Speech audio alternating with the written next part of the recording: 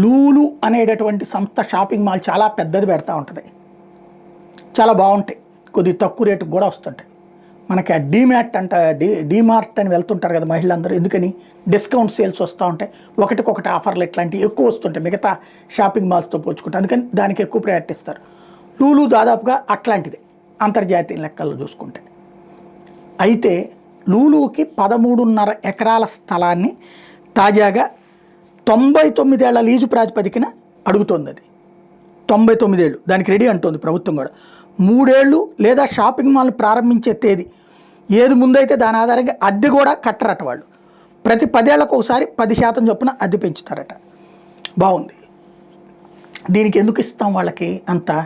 13 ఎకరాలు 100 ఏళ్ల కంటే రాసి ఇచ్చేయడం వాళ్ళకి అంతే.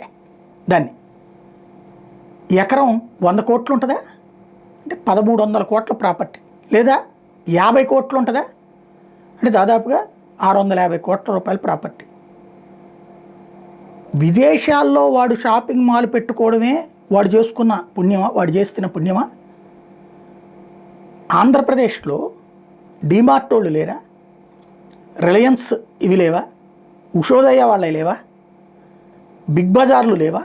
ఇప్పుడు సరే పేర్లు మార్చేయో నడుపుతున్నట్టున్నారు. రకరకాల షాపింగ్ మాల్స్ ఉన్నాయి కదా, వాటన్నిటికీ ఇట్లా స్థలాలు ఇస్తుందా ప్రభుత్వం? వాళ్ళందరూ ఏం పాపం చేశారు? ఈ రాష్ట్రంలో పుట్టడం పాపమా, ఈ దేశంలో పుట్టడం పాపమా?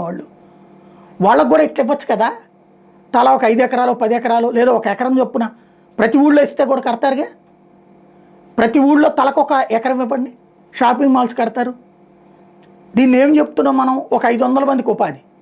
ఇప్పుడు రాష్ట్రంలో ఉన్నటువంటి షాపింగ్ మాల్స్లో అన్నిట్లలో ఉన్నటువంటి చోట్లన వాళ్ళకి ప్రభుత్వం నుంచి ఏమి ఇవ్వట్లేదుగా, కనీసం కరెంట్ రాయితీలు కూడా ఇవ్వం కదా మనం. మరి వాళ్ళందరూ ఉపాధి కల్పిస్తుంది. వాళ్ళందరూ చేసిన తప్పేంటి? ప్రభుత్వానికి సిన్సియర్గా పన్నులు కట్టడమా? వాళ్ళకి మాత్రం డబ్బులు వాళ్ళ డబ్బులతో కొనుక్కోవాలి, వాళ్ళ డబ్బులతో అద్దెలు కట్టుకోవాలా, వాళ్ళ డబ్బులతో లీజా? ప్రభుత్వం వీళ్ళకి మాత్రం ఇస్తుందా? లూలు చేసుకున్నటువంటి పుణ్యం ఏంటి? ఈ దేశంలో పుట్టినటువంటి సంస్థలు చేసుకున్న పాపం ఏంటి? లేదా ఆంధ్రాలో వ్యాపారాలు చేసుకుంటున్నటువంటి ఇతర షాపింగ్ మాల్స్ వాళ్ళు చేసుకున్నటువంటి పాపం ఏంటి? దీన్ని చాలా గొప్పగా చిత్రీకరించే వాళ్ళు ఆలోచించి చెప్పాల్సిన అంశం.